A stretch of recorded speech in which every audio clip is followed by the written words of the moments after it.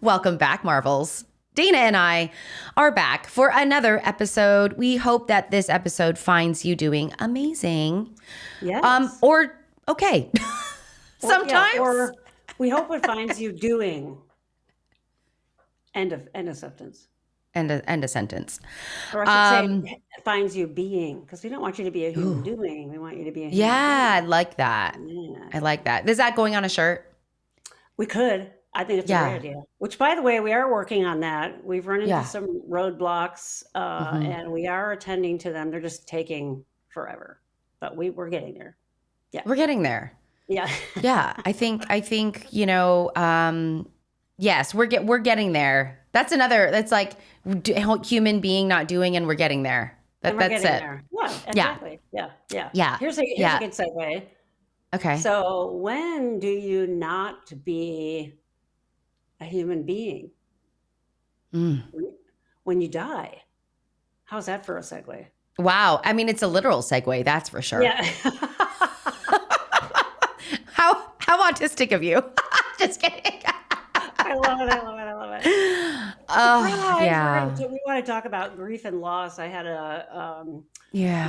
less than a week ago, I had a dear family member pass suddenly. And so all week, obviously cycling through my own stuff, helping my wife, it was her brother, helping her cycle through her stuff. It just was occurring to me how different people grieve in general, which is something we know. Yeah. But wondering about how different neurodivergent folks might grieve, right? I can remember when I had losses before I knew I was autistic, kind of having other people be judgy of me, like I wasn't doing it right. Like, why aren't you crying? Or why aren't you doing this? Or why aren't you doing that? Or for me, I've had to learn to, when it involves another person, avoid the question peppering, like what happened with it. And then since I have a physio and medical background, I want to know like the details. So for other people that are going through an acute grief reaction, that's the last thing they want you to be doing, or trying to fix it for them. And so I have done some research on what happened, and I purposely wasn't putting any of it out there because I know that my wife, who's neurotypical, it wouldn't work. Gotten to the point far enough out now where I could say little bits of it, and it had some context for someone else who was asking. But if I would have gone into that right away, I remember when her father first found out he had to have open heart surgery many years ago, and she had never had a loss of anybody in her family. She was terrified of what would happen. Thank God he got through that and lived many more years. But I went to my head, well, and open heart surgery and yada, yada. And she said to me, this is not helpful. And at the time, again, before I knew I was neurodivergent, and I was like, hit the mark. I hit the delete mark. Wow, you made it 3 minutes, Dana. What do I do? How do I do this? So it's not that I don't have affect. It's that sometimes it goes in different order. And sometimes the affect for me comes after the cognitive understanding. And, we all cope a different way. And it was occurring to me this week that this may be something that people would be like, oh, this is how this autistic's doing it, and it doesn't fit with how neurotypicals do it. No, it's just different. And then waves of affect come. When my mom died, I had so much responsibility taking care of her towards the end of her life that I was in that mode of take care, no affect. And it's not that I didn't cry right when she died, but it took me a while to really open the lid again. And it was random. It was like a month later, I was headed to my own therapy appointment, and Counting Crows song came on called Anna Begins. Has nothing to do with death. It's about a relationship, should he open himself up to this person? The words didn't make much sense, but there was something about the build of the music that I just lost it Mm. in the car. And by the time I got to my therapist office, I was just bam right there. And she was so great because she was saying, it is what it is. Everybody grieves differently. You had to be so responsible that you had to push that down. It might take a while to let that out Yeah. again. And so there's all these other factors that can go into it. I think, especially for neurodivergent folks, that make us look like we don't care or we're not grieving. The other thing for me too, when I'm like doing like the ugly cry, as people call it now, in therapy, I could do that, but I don't tend to do that like in front of other people. I feel more comfortable doing it when I'm by myself. The car is a great place. The shower is a great place for that. And so it just is for me, I've had to learn like where are places that I can emote that I feel completely safe and I'm not going to get shut down or I'm probably not going to get judged and that kind of thing, which is probably why that's happened. But I think Yeah. it makes sense for us sometimes to go to the what if, what if, what if, and the question place, because that's how we sort through the world a lot initially, because it's, it's like this, all these things like light up, and I'm trying to follow all those different pieces. It was a little different when we found out about her brother because we weren't expecting it. And I'd never had a loss like that, completely unexpected. And we both freaked out for, X amount of time. And it's been interesting because we've been trying to remember what did we say or what were we doing during that 10 minutes? And I was like, now I understand the movies where, people like drop to their knees and it's Yeah. like, and as a good psychologist, I'm like, ooh, bookmark that because now I know what that's like. But it's really been weird because I go back and there's these little nuggets of that sort of keep coming to my memory. Oh yeah, oh yeah. But that was, something like that was really like a traumatic response because we weren't expecting it. So if you also have somebody who's neurodivergent, we've talked about it on here before, probably the majority of people are neurodivergent, have some form of complex trauma, having grown up neurodivergent, bullying, etc.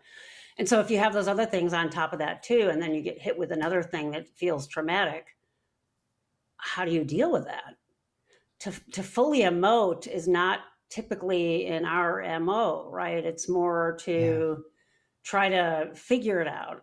And then maybe once we feel like we have a handle on that, to do the emoting piece. And I'm not trying to say there's a right way to do it. It's so different for everybody. I'm just trying to get across the whole idea of how you respond to something like that and how you grieve is really person specific. And there really is no wrong way to do it, right? Other than that, Yeah. Kubler-Ross talked about the stages of loss or grief: anger, denial, bargaining, depression, and acceptance. And even she said, not everybody goes through them in order. These aren't meant to be ordered. And not everybody like has to finish a stage and then do another stage, right? They popcorn around, right? And so where someone might feel really angry right away finding something like that out. Someone might feel, denial was one where like, this can't be happening. I've never experienced the denial thing. I'm like, no, this can't be happening. This can't be happening. And all those cycles continually to repeat. The last stage is acceptance, and that takes a while, right? I think we've talked about it in here. It's crazy that the DSM up till recently had, if it, if you were experiencing significant grief or loss beyond 3 months, it was a disorder. And it's like, really? Have you talked to other cultures and see, how they do it? Like the whole idea of wearing black for a year after you lose someone, other cultures Yeah. do it better. It's a little different now, and it's called complicated bereavement. But to me, if you really knew someone well and they were really close to you, it's always complicated bereavement. It's going to be longer than that. But Yeah. the intensity of it might, slowly fade, but you're still always working through layers. And then there's like you and I were talking before the break, like, was it around a holiday? Now is this the Yeah. first holiday without that person? And as I tell my wife who lost her mom 2 years ago, the first holiday is really hard. And the second holiday is really hard, but it's different than the first one because you're a little more equipped to handle the loss than you were on the first holiday, depending on how close it was. And it really, the message to take home here is to really be gentle with yourself and not judge yourself. And then maybe even let people know in your life that there's no right way to do this. But it really started to intrigue me about how neurodivergents might do this process differently than neurotypicals, what it's like. And then we talked about animals in here, pet loss Yeah. is another one that I constantly, neurodivergent or not, I have a lot of people come up against a wall of people that say things like, well, it was just a dog or it was just a cat. And to a lot of people, that might be true. And to a lot of other people, that's like their lifeline and absolute, they're more connected to that than they were to a human in their life, right? Yep. I think it's getting better. Like I see a lot of TikTok videos of people that are saying, I can't even function because I lost my dog yesterday. And most people on there, younger people, are like, oh my God, I totally get it. So I think some of the judges are from people who, grew up at a time where you're like, you don't do that, When Yeah. I was first at Vet Tech, it was novel to send owners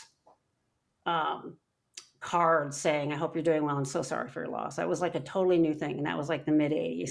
Now it's different, right? It's very different. Most places have a special room for that and that kind of stuff.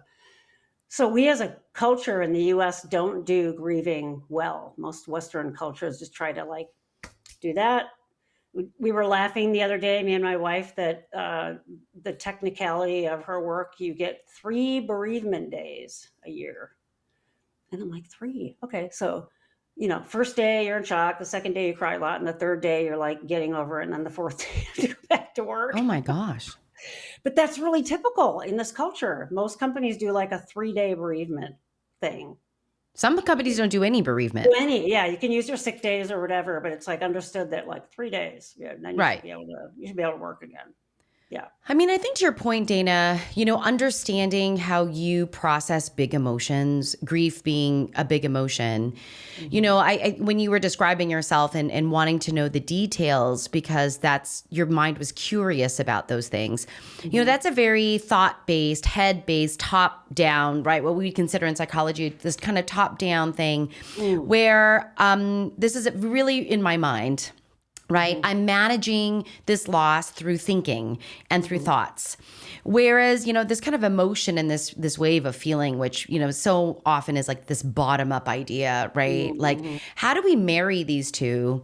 And it's so interesting because, what I've observed with my clients is that, I think autistics get a bad rap. They're like, people are like, they don't feel. And it's like, I think it's the very opposite, actually. I've observed that they feel so much. If anything, they're quite empathic and empaths, but they get kind of shut down by their emotions. Yeah. So there's not really this kind of learning of how to emote because I get so overwhelmed and overcome with floods of emotion that I just kind of like squash it, right? I repress it and I think about it and I think about it. And there's something to this where, this idea of like, how does your self-knowledge lead to your self-care? Yeah, sure. Right? Yep. Right? How do you sit with this? I will say a majority of my clients have very, very big reactions, sometimes, if not bigger reactions to their pets and animals dying than people in their life. Sure. I'm not saying that's an autistic thing or a neurodivergent thing per se. Right. But I've noticed this, and what they get is how shallow of you. You didn't cry when grandma passed away, but you cried when your bird did. Yeah. And so here we are, right? Now there's this kind of judgment on what's the right type of grief. Yeah, right. Exactly. Yeah. And right. You mentioned the top down and bottom up. And I think it's a really good point because neurodivergent folks tend to be bottom up. And so we gather all this data, right, to make sense of it first. And that's as you were talking, I'm like, that's what I was doing. The part of me that was like, how the hell did this happen? No one was expecting it. And I was a couple days later in the peer-reviewed literature looking at how many hospitals do this. And it is the standard of care now if you don't meet the risk factors, which he didn't. And I wanted to know that this was not expected and it was a surprise. And all the literature was showing that. And I was like, see there. So it was helping me with like my denial of what was happening. Like, it can happen, but it's actually really rare. And that sort of was like a validation somehow for how everybody's like, what's happening? It's like, okay. So that was sort of that bottom up. And then for me also having those details in my mind, I can visualize I try to put myself in his shoes, like what he was feeling. I'm literally am like picturing the OR and what it was like, right? And some people would say, oh, that's so morbid or whatever. No, it's almost like, for me, it's that bottom up, but it's also like, I feel like I'm honoring and more connected with that person when I do those things, right? Yeah. And I think Yeah. with animals, there's more space to do that because they're not talking to you and, saying, don't do this or whatever. But there is that sort of 6-dimension connection with them that we don't necessarily have with humans because there aren't those blank slates. You can certainly have that, but I think there's a reason why losing animals you're really close to are really tough. That, and they sort of depend on us and we're their caretakers. And so there's that whole other layer of that. And right? it's unconditional acceptance. Totally. I mean, animals are unconditionally, I mean, maybe not cats, just kidding. But,